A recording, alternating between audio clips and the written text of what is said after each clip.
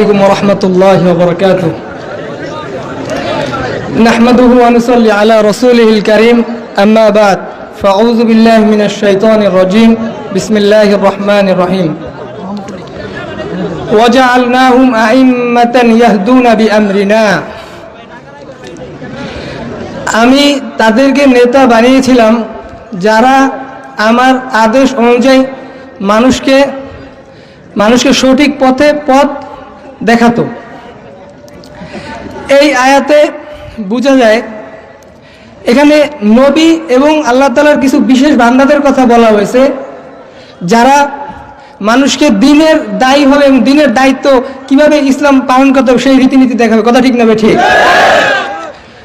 তো ইসলামী আন্দোলন এরকম একটি সংগঠন যে আমরা আল্লাহ তাআলাকে জানানো এবং ভালো কাজের আদেশ করা এবং খারাপ কাজ থেকে বিরত থাকা। এই আয়াতের আল্লাহ তাআলা ওই নেতাদেরকে উদ্দেশ্য করে বলেছেন, নেতা তো সেই হবে যে আল্লাহর হুকুম মেনে মানুষকে সেই পথে পরিচালনা করবে, মন গড়া কথা অনুযায়ী নয়। আমরা জানি যে আমেরিকান কিছুদিন আগে আপনারা জানেন একটা ফাইল প্রকাশ হয়েছে, এপস্টাইন ফাইল। কথা ঠিক না ঠিক? আন্তর্জাতিক খবর সহ আমরা দেখেছি যে আমেরিকার শপথে আমরা প্রকাশ পেয়ে গিয়েছি।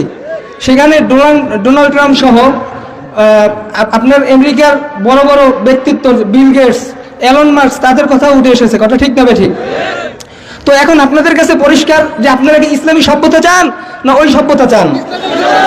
তো এজন্য আমার চাচা যান, যিনি বরিশাল আসন থেকে আপনাদের কাছে ঘরে ঘরে দৌড়াচ্ছে, আমাদের মানুষের কাছে এমনভাবে ইসলামী আন্দোলনকে তুলে ধরতে হবে সহজভাবে, মানুষ যাতে ইসলামের বাইরে না যেতে পারে। কথা ঠিক না ঠিক?